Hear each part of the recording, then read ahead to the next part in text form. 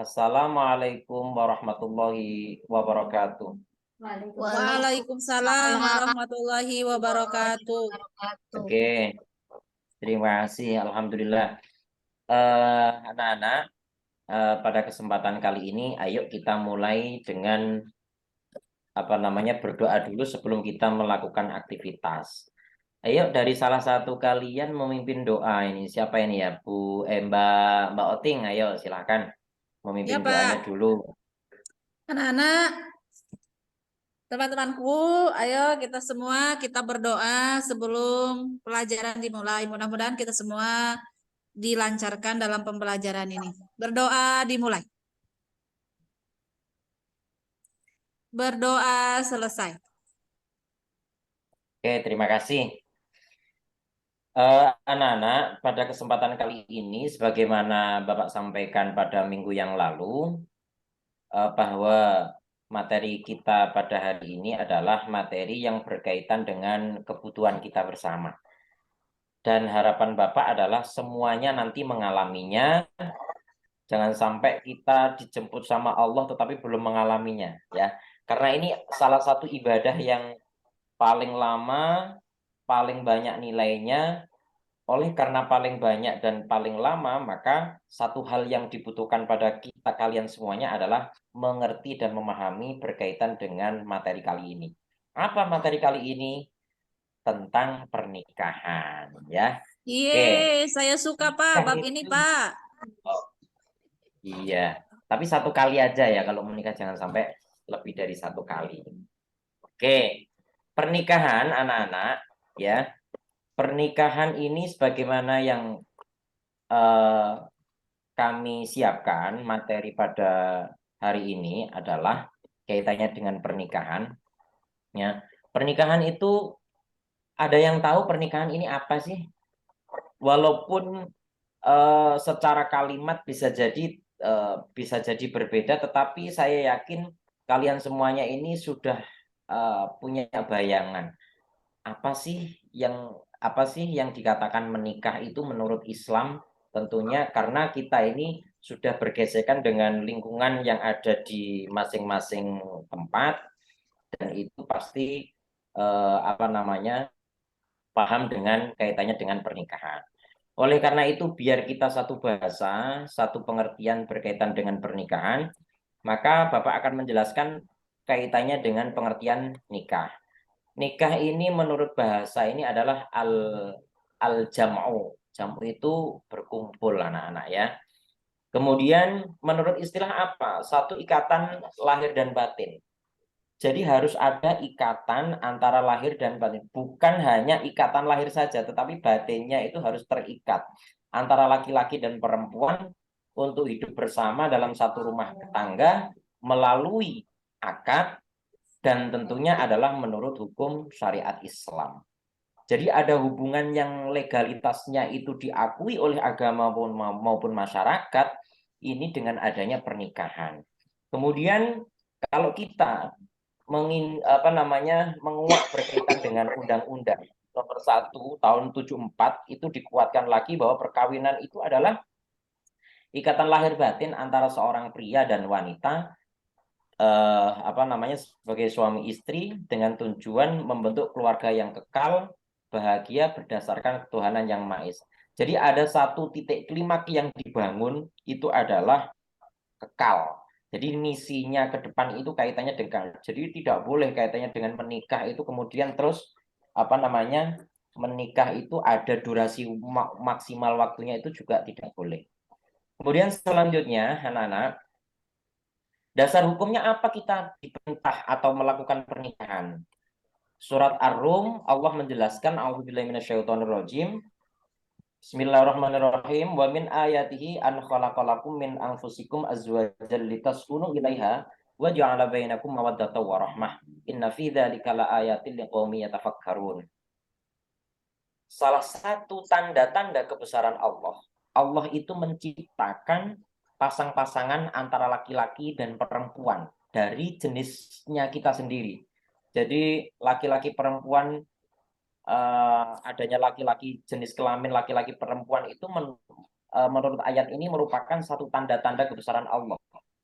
Yang tujuannya apa? Agar kamu cenderung dan merasa tentram kepadanya. Dan dia menjadikan di antara kamu semuanya rasa kasih dan sayang. Sungguh pada demikian itu benar-benar terdapat tanda-tanda kebesaran Allah bagi kaum yang berpikir. Salah satu syarat kita ini memahami daripada ayat ini bahwa ini merupakan tanda-tanda kebesaran Allah, itu adalah orang yang mampu berpikir. Ini dasar daripada nas Quran. Kemudian hukumnya bagaimana, Cah? Ya, hukumnya itu macam-macam. Kalau kita belajar hukum itu pasti ada 5. Maka dari sisi aplikasi berkaitan dengan hukum nikah itu juga ada 5 ini. Ya, apa saja itu? Yang pertama adalah jaiz. Jaiz itu mubah. Mubah itu kalau bahasa bahasa kitab kuningnya apa? Menang, gitu ya. Boleh. Ya boleh. Kemudian yang kedua apa? Wajib. Loh, Pak, kok ada ya? Nikah itu wajib. Oh, ada. Nikah itu ada yang wajib juga. Wajib bagi orang yang mampu atau sanggup menikah. Bila tidak menikah, maka khawatir akan terjerumus dalam dalam perzinahan. Nauzubillah min dzalik, ya. Jangan sampai dalam seumur hidup kita berzina, saya. Maka nikah ini merupakan jawaban untuk menolak itu semuanya. Ada yang wajib. Kemudian yang ketiga, sunnah. Bagi siapa? Bagi orang yang sudah mampu menikah tetapi masih sanggup mengendalikan dirinya dari godaan yang menjerumus kepada perzinahan.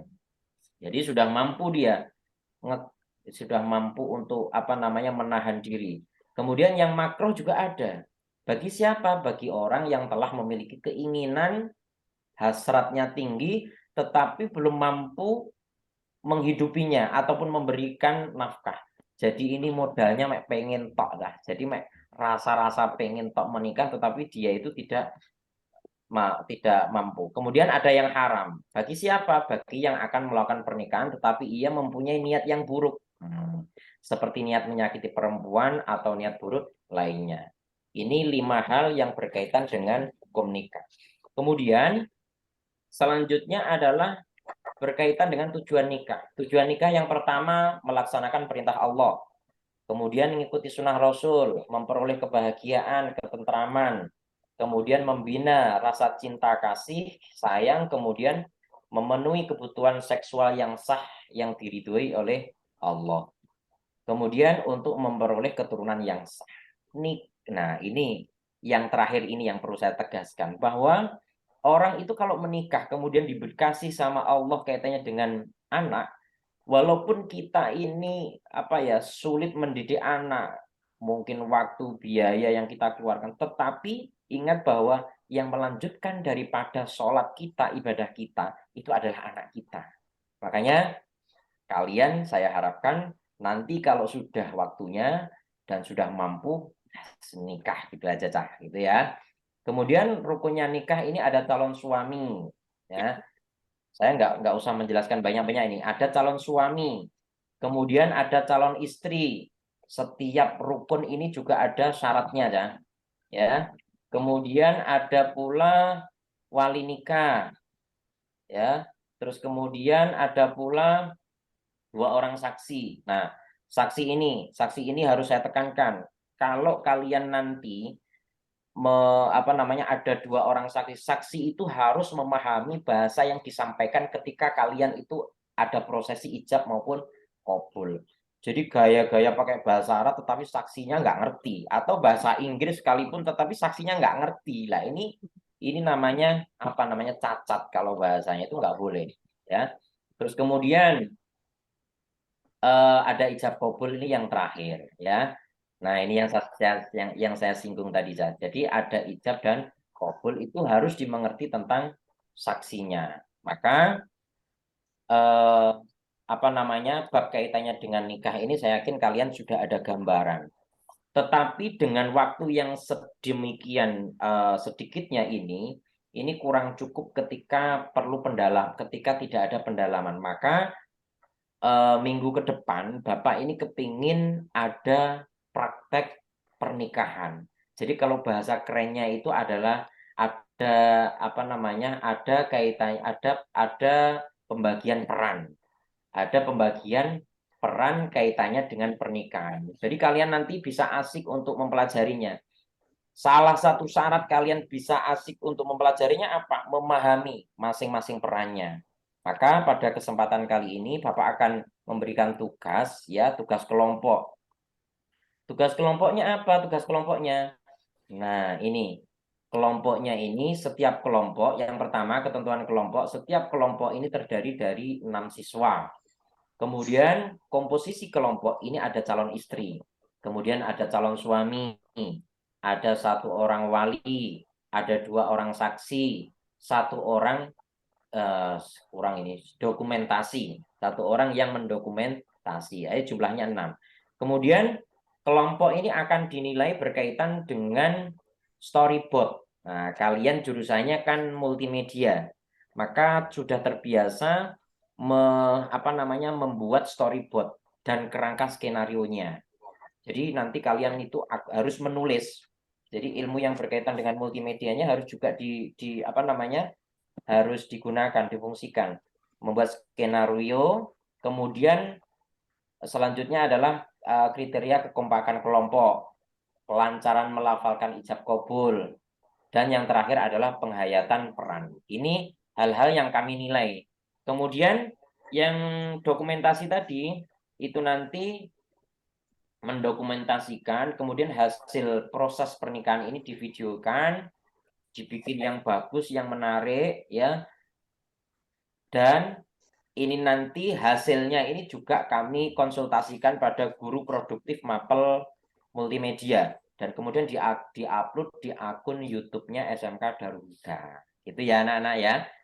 Bagaimana Pak ini membedakan calon istri, calon suami orang? Nah, itu terserah kalian. Terserah kalian, kalian nanti juga akan mendiskusikan bagaimana caranya itu bisa menyampaikan, bisa diskusi dengan temannya. Misalkan contohnya di sini pakai kalian itu pakai tulisan istri. Nah, di sini juga ada yang suami, ada yang saksi ataupun wali. Itu tapi rencana saya kalau nanti yang paling baik ya Cahaya, nanti kalau pemerannya baik, pemahamannya bagus, itu nanti akan kami diskusikan dengan guru yang lain untuk dijadikan proyek bersama di sekolah. Jadi nanti saya punya gambaran itu ada pameran yang di situ nanti juga melibatkan anak-anak yang tugas kelompok role playing yang juara 1 lah istilahnya, nanti saya akan menilai. Oke, itu anak-anak yang dapat saya sampaikan. Kira-kira sudah ada gambaran ya, kira-kira apa yang perlu ditanyakan, ada enggak ini dari masing-masing kalian ini? Ada, silahkan. Jelas, Pak. Oke, enggak ada ya. Oke, itu saja yang dapat saya sampaikan. Kurang lebihnya mohon maaf. Ingat, tugas minggu depan ini harus disiapkan. Masing-masing kelompok ini juga dibentuk ketuanya biar ada yang mengkoordinasikan. Itu saja yang dapat saya sampaikan. Kurang lebihnya mohon maaf. Wallahul muwaffiq ila aqwamit thoriq. Assalamualaikum warahmatullahi wabarakatuh. Waalaikumsalam warahmatullahi wabarakatuh.